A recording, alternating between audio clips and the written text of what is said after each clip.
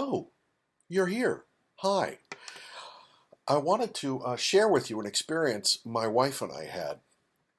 Um, I'm sure you've picked up via emails and all my travel. I'm dealing with familial health issues. So I'm traveling a lot with my wife. And things are fine, but they need management, and that requires a lot of travel. The lucky and or fun thing about it is that the travel entails going to New York City, one of the cultural meccas in the world. And whenever we're there, we like to plan fun things for us to do to offset the management stuff. So she found this morning uh, event that happens once a month at MOMA, which is the New York Museum of Modern Art, MOMA. And it's called Early Mornings.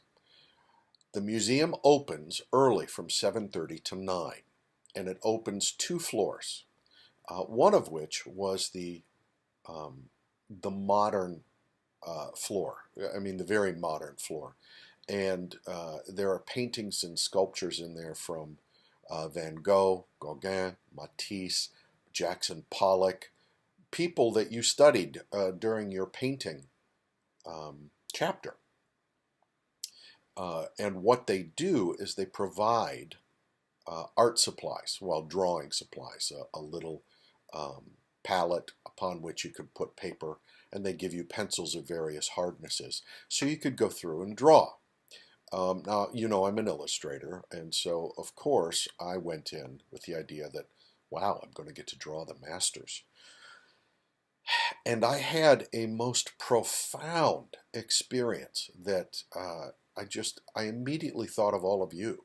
The entire time I was there, um, and I thought of you in these terms. One, there was a Matisse painting that is in the book that I actually got to see, sit near, and try to draw.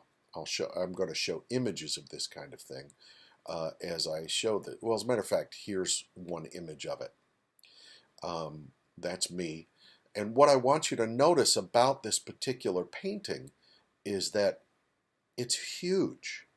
The thing we miss in a textbook universally, and I say that universally because I miss it. I'm the teacher and I miss it myself, is the scale at which these artists often worked. And this Matisse painting is huge. It's taller than I am, and it's easily, if I were to lay down on the ground, it's twice or more the length of my body. That's big. It's 6 feet by 12 or 15 feet. It's very large. Um, the other thing that pictures in a book miss are the vibrancy of the colors. So I went into another room. I had finished my drawing. I had drawn a sketch of a Matisse sculpture, and of course I was trying to sketch that large painting before I ran out of time. The event only lasts for an hour and a half. Um, During the last half hour, my wife went down to a guided meditation that they offer. And she asked me, do you want to do this or do you want to stay up here and draw? And of course, I chose to do art. And I finished and I went into another room and I came across a Monet painting. And even thinking about it now, I'm on the verge of tears. It's this painting here. It's called the Agapantheas. Apparently Monet had installed a very large marshy garden, a pond in his backyard, I guess. That's what I read. And Agapantheas were one of the things that he painted. But this painting demanded my participation.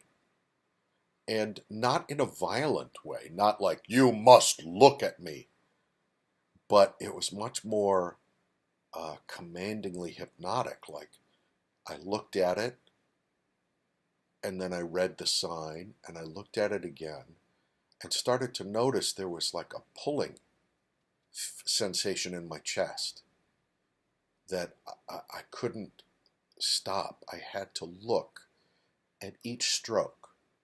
and I could feel myself almost wanting to dance to the movement that is shown in the painting itself. In the Agapantheas, there's a sense of movement. I mean, look at the painting here, and you can see it. Now, of course, this is a photograph, and so you're losing so much of it.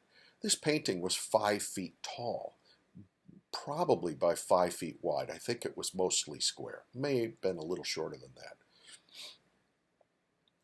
And as I sat there captivated, participating with it, I just noticed that tears were starting to form in my eyes and stream down my cheeks. I was profoundly emotionally moved by this painting. And that is what art is supposed to do. Art is never supposed to let us look at it and feel nothing. Now, that piece might not have that effect on someone else. But the fact of the matter is he painted his garden. In my former video, I talked about specificity. Notice he's painting specific flowers, and specifically just a couple of them in the center of the piece. And that specificity created a sense of universality where people, particularly of my sensitivity and my bent, would be profoundly moved. So he succeeded for me. That's the difficulty in criticism, right? Is he might not have succeeded for someone else. But overall, when you look at his work, you see a consistency of ability, a consistency of specifics, a consistency in color, in stroke, in scale. It's absolutely amazing. Here's another picture showing a 3-panel, a triptych essentially, but this was 20 feet across. Each panel was easily 8 or 9 feet, and also 5 or 6 feet tall. Just gorgeous. But the profundity of my experience of that one painting was spiritual, deep, and I'm not sure how to put this, made me deeply connected to my sense of being human. And then I moved into another room, and here are some photos of Jackson Pollock. And a lot of people struggle with Pollock, myself included. And I think that Pollock is, to a large extent, lost on anyone who looks at photographs of his work, because his work is designed to be seen live. It's a textured work. It is also a scaled work. Again, here, look at this photo. I asked a man who was also in the exhibit if he would allow me to take a picture of him, specifically to show you all, to show you the scale of what Pollock was doing. He put his canvases on the floor and walked around them. It was a new way to paint when he did it. Now, a lot of people do that, but he was one of the first. He certainly was the first that I'm aware of who made it popular or well known, if not exactly popular. The next time you're in New York, look up the early mornings. They're going to start it here in Los Angeles this summer, and my wife and I will go there to MOMA. We actually live very close to it here in Los Angeles. Anytime you're in a major city, look up the museums, the art museums. I think you'll be pleasantly surprised at the offerings, especially now that you've had some exposure and education about participating with art. And go, not expecting anything, just go and see if you're surprised. I certainly was. I was taken completely by surprise by this painting. And for me, as I've gotten older, I'm not very religious. I'm atheistic, but I'm deeply spiritual. And there are things that move me at what I would call, what I remember from my Roman Catholic days, as holy. And this was a holy experience to me. It connected me to, like I said, a deep sense of humanity. And what I mean that is it made me feel connected to other humans. And that is something we could all use more of. The fact that we're not alone. The fact that art can somehow bring us together with a shared experience of some kind or another that isn't attached to politics, that isn't attached to, for me, religion, although if you have a deep connection in that way, that's equally valuable, but isn't attached to hate either. Hate is a very strong thing, and it's very much in our culture right now.